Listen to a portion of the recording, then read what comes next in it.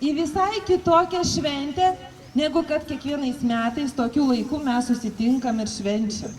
Tai bus susipažinimas su gamta.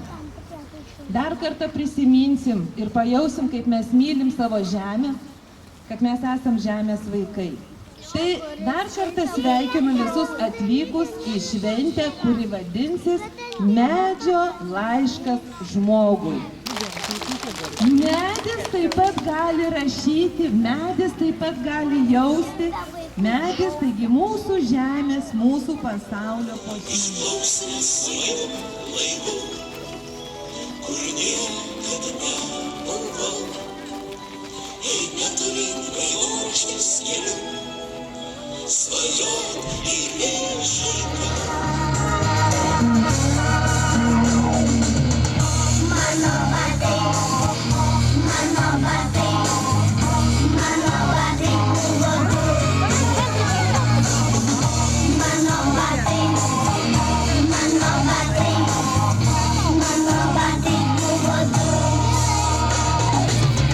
Mano batai buvo du.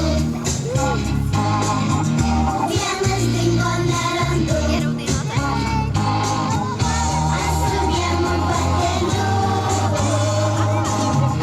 Niekur eiti negaliu.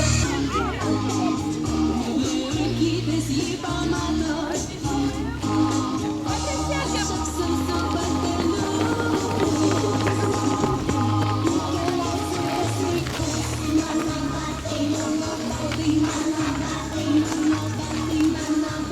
Visos kartu užauginti medelį.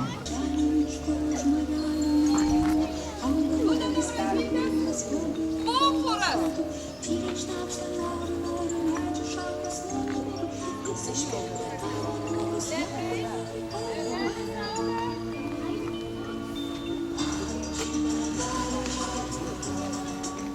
Daug rankelių!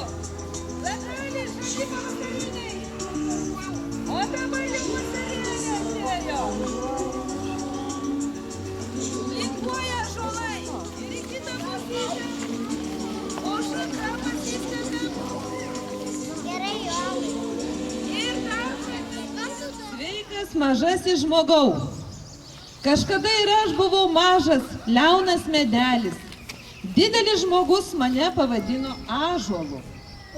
Dabar man jau 300 metų. Esu galingas milžinas, pergyvenęs daugelį savo brolių medžių. Mačiau ir šilto, ir šalto. Mačiau žmonės mylinčius mūsų medžius, globojančius mūsų namus mišką. Mačiau žmonės piktus, beširdžius, kertančius jaunus medelius, atnešančius ugnį į mišką, kuri naikina viską, kas pasitaiko jos kelyje. Šiandieną siunčiu laišką tau, jaunasis žmogau. Noriu tavęs paprašyti pagalbos. Matau, kaip kamuojasi motina žemė teršiama išmetamų šiukšlių kalnų. Matau, kaip niaukiasi dangus, kai gamyklų kaminai, automobilių išmetamieji vamzdžiai paleidžia pilkus juodus debesis, kurie gniaužia kvapą ir griaužia akis. Matau, kaip negailestingai kertami mano broliai medžiai, naikinami paukščių lizdai, deginama pavasarinė žolė, kurioje namų savo įsirengė žiogai, boružėlės, varlių šeimynos. Mielas, mažasis žmogau, tapk mano draugu, gelbėtoju, sergėtoju. Pasodindamas, išsaugodamas nors vieną medį, tu išsaugosi grožį savo pasaulio, savo gimtosios žemės. Pradėk savo gerais darbais puošti miškus, laukus, pievas, miestus. Neleisk manęs kirsti, laužyti, neleisk teršti ežerų, upių, tvenkinių. Papasakok visiems, kaip svarbu mums draugauti, rūpintis vieni kitais. Ir tada mes būsime laimingi. Ir tada mes tapsime tikra šeima. Pavadinimą. Kažkoks čia medis. Pasižiūrėti išskirtinį lapelį. Klevas, labai teisingai, labai. O dabar priglausim ausytį ir paklausykim. Aš radau dar tame voke laišką. Na dabar pasiklausykit, ką mums rašo ąžuolas. Sveiki, brangus vaikai. Siunčiu jums užduotėles, kurias turėtumėte atlikti labai sąžiningai ir nuoširdžiai. Čia turėjo būti mūsų balionai. Prispausk. Palaikyk šitą. Aha, palaikyk.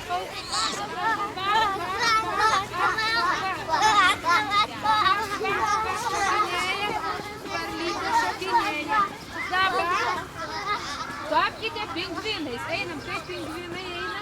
Einam, mažais pingvinai. Taip reikia, einam, pingviniukai. Pingviniukai. Taip, ką medis toks gražus. Palinkėkim, kad neparuduotų, bet dabar medžiai paruduoja, nepalinkėkim. O dabar turim prisiekti, ar galėsime nelaužyti, nespardyti. Tai dedam rankytę ant širdelės, visi dedat ant širdelę, pasimčiam, šaunuoliai. Nu, skaitau toliau.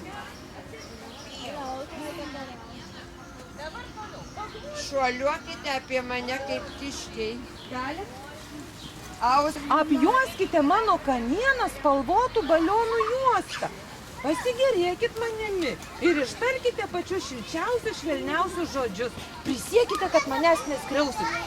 Juoskit, baigtai papuoškit, pažiūrėkit balioną. Pažiūrėkit kamieną, pažiūrėkit iš toliau. Tikrai labai gražu.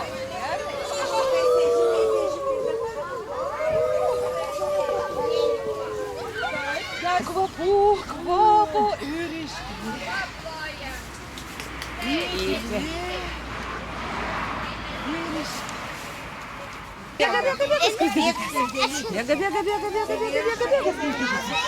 Bėga,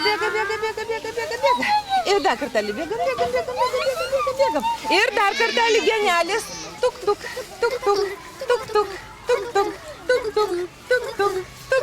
Skrusdėlytės bėgam, pagostam. Pakutenam savo medelį. Va šitaip. Diena.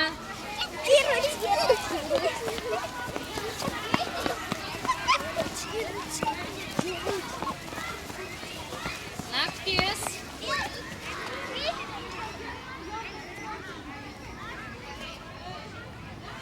Naktis. Kaip plaka medžio širdelė. Gal dabar išgirsite, kaip plaka medis papuoštas, palinksmintas. Paklausom tyliai. Klausia mūsų medis. Koks čia medis? Ar susidraugavot? Ar visas užduotėlės atlikot? Tikrai. Dar 10 neatlikot? Tai ne jau atlikome 10. Medžio širdis plaka kaip žmogaus širdis. Tai vaikai, kurie išgirdo, sakot, išgirdot savo širdelę. Ne, jūs ne savo išgirdot, jūs išgirdot medžio širdelę. Tik ne visi moka